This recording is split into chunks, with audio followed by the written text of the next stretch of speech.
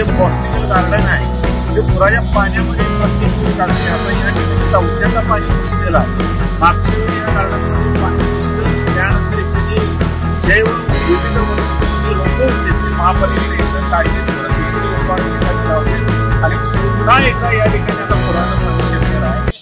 सामाजिक कार्यकर्ता सुशील भांदिगरे, जुना बुधवार पेठ, पाठीमागे जे तुम्ही बघत आहात ते महाराष्ट्र शासनाकडनं आलेला फंड महानगरपालिकेला 4,80,00,000 बॉटनिकल गार्डन मागच्या वर्षी आम्ही विषय मांडला होता। या संदर्भात महानगरपालिका आयुक्तांना वेगवेगळे निवेदन दिलं होतं की हे जे बॉटनिकल गार्डन आहे ते पुराच्या पाण्यामध्ये प्रत्येक वेळी जाते। आता या ठिकाणी चौथ्यांदा पाणी घुसलेलं आहे आणि या गार्डनची वाट लागलेली आहे। मागच्या वेळी या गार्डन मध्ये पाणी घुसलं, त्यानंतर इथे जी जैव विविध वनस्पतीची रोपं होती ती महापालिकेने इथनं काढलीत, परत दुसरी रोपं आणलीत आणि लावलीत आणि पुन्हा एकदा या ठिकाणी आता पुराचं पाणी शिरलेलं आहे।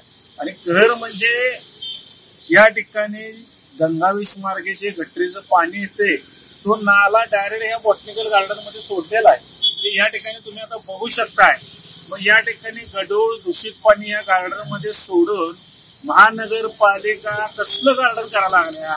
आमची पहिल्यापासून मागणी होती की या ठिकाणी मैदान करा। या बुधवार पेठ, शुक्रवार पेठ, शनिवार पेठेला मैदान नाही आहे।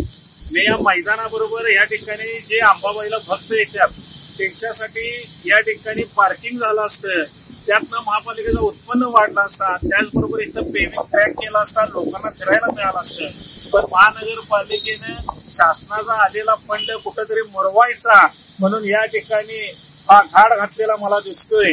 आपण आता या 2-3 दिवस पेपरला बघायला लागले की कशा प्रकारे ड्रेनेजचा फंड अधिकारी आणि कॉन्ट्रॅक्टरांच्या मिलीभक्तीने पैसे उचलले जातात आणि काम तर जागेवर दिसतच नाही। पण अशा पद्धतीने इथं कुठेतरी पैसे टक्केवारीमध्ये खाल्ले गेलेत काय? जे कोण अधिकारी या बॉटनिकल गार्डनला दोषी असतील त्या अधिकाऱ्यांच्यावर कारवाई झाली पाहिजे। आणि आम्ही या ठिकाणी एवढंच सांगतो की कोर्टामध्ये आम्ही आता दावा दाखल करतो की अशाच नवनवीन अपडेट्ससाठी डिजिटल कोल्हापूर चॅनेलला सबस्क्राईब करायला विसरू नका।